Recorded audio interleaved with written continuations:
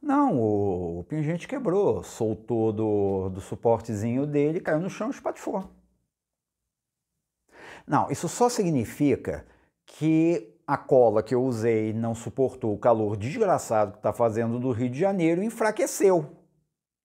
Mais nada. E hoje eu vou te contar uma historinha da Bíblia, ao meu modo, e depois a gente vai fazer uma análise do ponto de vista cabalístico dessa história, que é a história de Jacó.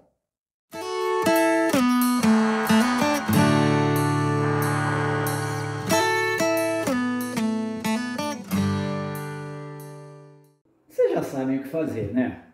Assina o canal, ativa as notificações no sininho, deixa seu like, comenta aí o vídeo. Jacó, ou Yaakov, em hebraico, significa alguma coisa tipo trapaceiro, desonesto, enganador. Não é um nome muito agradável. E Jacó ele tinha um pequeno problema, ninguém gostava muito dele. E aí, um dia ele viu lá no influenciador favorito dele no Instagram que era muito legal receber uma bênção. Então ele foi até o pai dele. Ô pai, você me abençoa? Eu vou lá dar bênção para um trapaceiro, um sujeito que nem você? Eu não, te vira. Jacó ficou meio bolado com essa história, né? Aí, pô, Eu quero que alguém me abençoe, já sei, vou procurar os anciãos. então vai Jacó até os patriarcas lá. Ô patriarcas, vem cá, será que algum de vocês aí podia me abençoar? Claro que os patriarcas viram para ele e dizem uma coisa assim: De jeito nenhum. Quem vai querer abençoar um enganador que nem você? Você que vá para outros cantos. E Jacó começou a ficar meio apurrinhado com essa história, né? Pô, o pai não queria abençoar, os patriarcas não queriam abençoar. Já sei. Ele resolve ir para o deserto, que consideramos que ele morando na Palestina não era tão difícil, vai Jacó para o deserto. Por que ele foi para o deserto? Para falar com Deus. Porque naquela época Deus ele tinha uma ligação mais direta com o pessoal, né? Então Jacó pega lá o seu celular, liga para o iBênção e encomenda lá com Deus uma bênção. Deus vem, entrega uma caixinha pro Jacó fica todo feliz. E minha bênção chegou. Abre a caixinha e tá lá escrito na caixinha: Nem a pau, Nicolau. Aí o Jacó entra no modo full pistola, né? Mas né, cacete, meu pai não quer me abençoar, os anciãos não querem me abençoar, nem Deus quer me abençoar. Quer saber uma coisa? Eu vou arrancar essa bênção no supapo. E parte pra cima de Deus. Parte pra cima de Deus nessa época não era bem uma trocação de tapa, né? Era mais tipo puxar a espada e passar lá na cara do outro. Foi Jacó brigar com espada com Deus. Deus lá todo bombadão, né? Aquela barba branca bonita, a bundinha durinha que nem nas pinturas do Michelangelo. Deu um sacode no Jacó. Até porque o Jacó, ele era manco de uma perna, né? Aí já complica ainda mais a situação. Aí Deus deu uma surra no Jacó e no meio dessa surra ele enfia a espada na perna do Jacó. E como resultado, o Jacó fica manco pro resto da vida. E não, espertinho, ele não ficou manco das duas pernas. Ele ficou manco da perna que ele já era manco. Mas peraí, como é que ele vai ficar manco de uma perna que ele já era manco?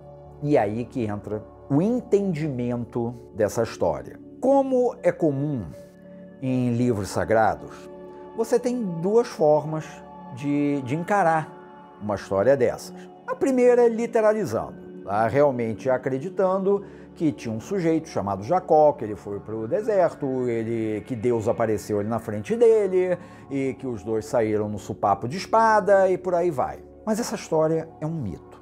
E você pegar um mito e literalizar é mais ou menos que nem você pegar uma coxinha de galinha, comer a massa e jogar o recheio fora. Você vai estar perdendo o melhor que aquilo ali tem. Então, vamos analisar esse mito. E aí a gente começa. Porque o que é analisar? Analisar é você pegar alguma coisa, no caso aqui, uma metáfora, separar as partes dessa metáfora e depois unir num processo de síntese. Primeira coisa interessante, ou segunda, agora eu fiquei confuso.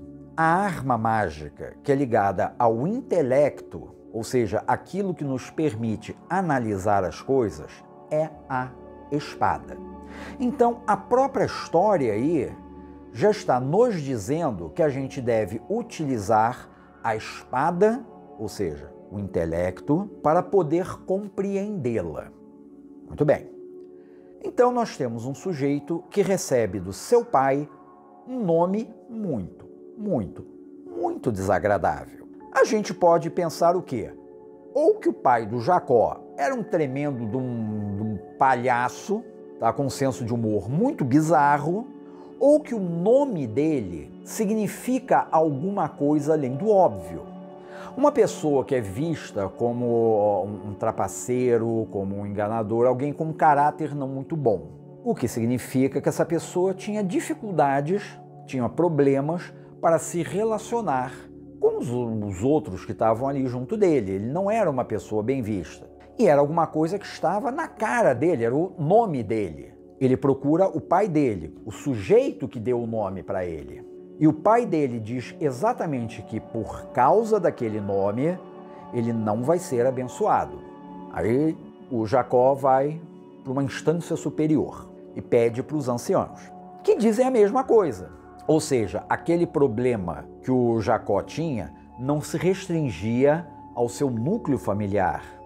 Era algo que afetava socialmente. Enfim, Jacó se afasta. Quando uma história diz que você vai para o deserto, significa que você está se retirando.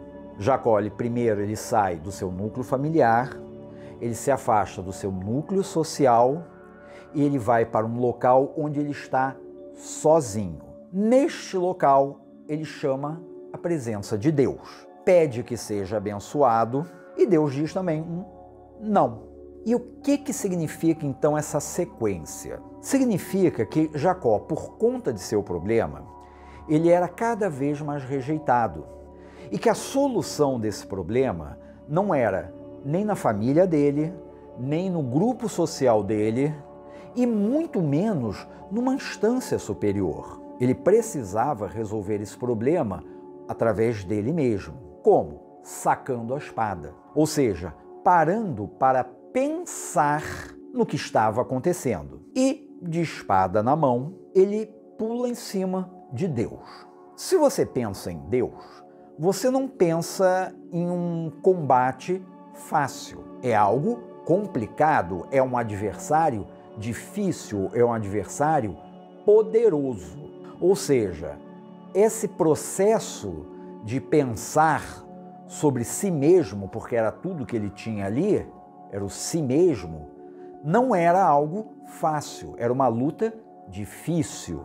Mas mesmo assim, ele vai a essa luta. E esse algo superior a ele vence. Mas vence fazendo o quê?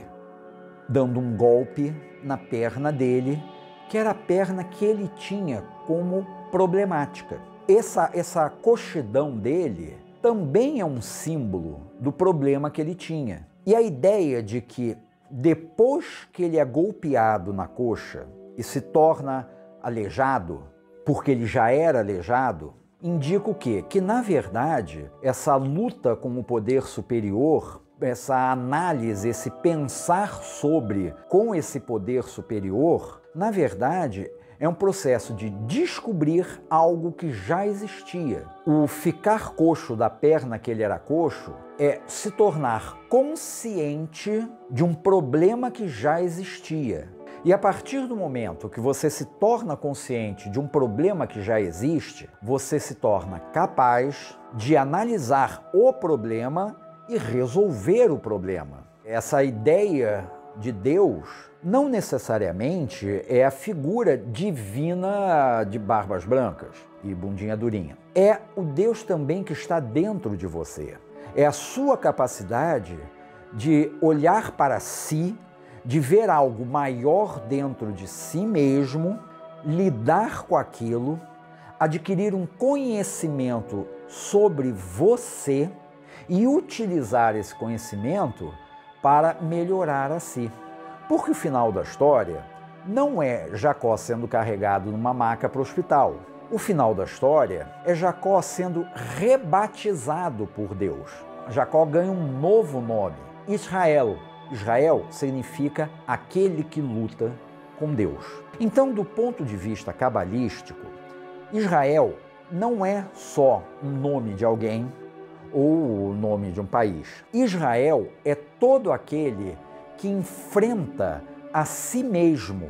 E através de enfrentar a si mesmo, com a coragem de alguém que está enfrentando algo que vai ser difícil, que vai ser doloroso, que vai te obrigar a olhar coisas dentro de você que você talvez não queira ver. Por isso você vai sair ferido dessa luta. Mas é uma ferida que te revela e te permite lidar com os problemas que estão dentro de você. Ser Israel, deixar de ser um trapaceiro, um enganador, que enganava quem? Enganava a si mesmo. Para ser Israel, aquele que luta com Deus, aquele que enfrenta com coragem, é essa transformação que a consciência de si mesmo nos permite. Então, o que a gente pode entender aqui? Além da lição que a história em si traz sobre a questão do autoconhecimento. A gente está fazendo uma análise de um mito. Uma pessoa que entenda esse mito como uma história real e apenas isso, ela está errada? Não necessariamente, mas ela está se limitando. Então, quando a gente vê um mito, não é só escutar como se estivesse escutando uma historinha. Não é só simplesmente ficar, que legal. Mas é buscar entender o que aquela história realmente quer dizer para nós. Essa é a função de um mito, nos trazer uma mensagem através de símbolos, através de metáforas, que nos permitam alcançar um estado de consciência, um estado de sabedoria maior do que a gente tinha antes. Então vamos respeitar os mitos e vamos buscar entendê-los. Outra coisa que eu quis mostrar para vocês aqui hoje é o seguinte: eu falei, eu vou fazer uma análise cabalística. Então eu podia muito bem ter falado que Yaakov, ele se coloca em Tiferet e que Deus está lá em Keter e que essa história se refere ao caminho que liga Keter a Tiferet, atravessando ali a esfera de Daat, né, que é tanto abismo quanto sabedoria, e que por causa disso ele atingiu esse conhecimento num nível superior e blá blá blá blá blá blá, pão duro. Podia, mas não fiz. Por quê? Óbvio, o conhecimento das simbologias da árvore da vida, das letras hebraicas, dos números, dos caminhos, essa bodega toda, é importante? É, mas eles são ferramentas. E existe um bom e velho ditado que diz o seguinte: se a tua única ferramenta é o martelo, você vai querer tratar tudo como prego. Você, quando está estudando o Kabbalah, não se limite em termos ferramentais à árvore da vida,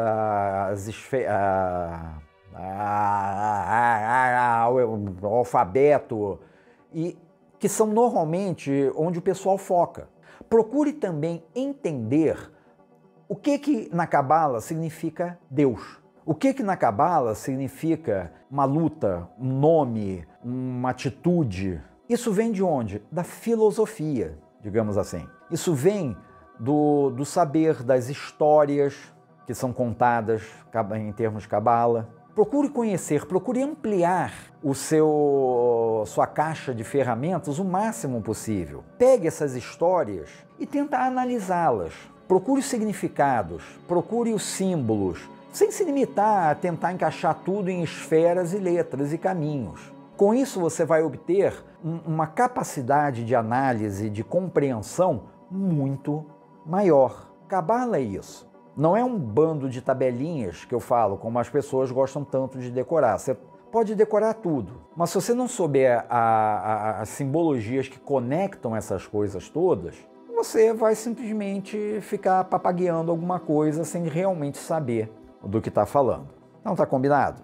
vamos procurar enfrentar Deus, vamos tentar nós mesmos, cada um de nós, sermos Israel e vamos fazer isso também usando essas ferramentas, todas elas, para podermos ter esse processo bem feito e bem organizado. E por hoje tá bom.